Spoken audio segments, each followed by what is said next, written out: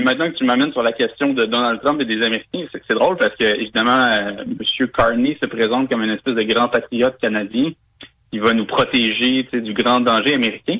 Mais ce qu'on vient d'apprendre, c'est que quand il dirigeait Brookfield, qui est une grosse firme d'investissement international basée à l'époque au Canada, dans la région de Toronto, lui a recommandé de transférer le siège social du Canada vers les États-Unis, donc à New York. Et effectivement, il a obtenu gain de cause. Donc maintenant, Brookfield est basé à New York. Donc ça montre toute l'hypocrisie de ce personnage-là qui se prétend, encore une fois, comme un grand patriote canadien, mais qui en a rien à foutre. En fait, c'est un mondialiste qui est là pour faire du fric, puis qui est là pour acquérir le plus de pouvoir possible et pour mettre en place un certain nombre d'idéologies qu'il partage avec un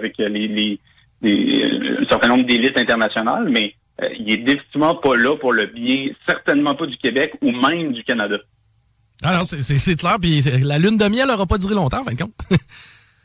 Ben, il faut l'espérer, parce qu'honnêtement, c'est vraiment une création des médias, ce type-là, là, de A à Z. Là, c'est moi, il me fait beaucoup penser en fait à Michael Ignatieff, mais peut-être en pire, parce qu'au moins Michael Ignatieff avait un bon français, alors que lui, Carney, c'est vraiment n'importe quoi, il se fout de notre gueule. Ouais, c'est clair, c'est du mépris de long en large. En fait, il y en a probablement un peu rien à foutre, puis c'est digne du personnage comme tu nous l'as décrit très bien. Maintenant, passant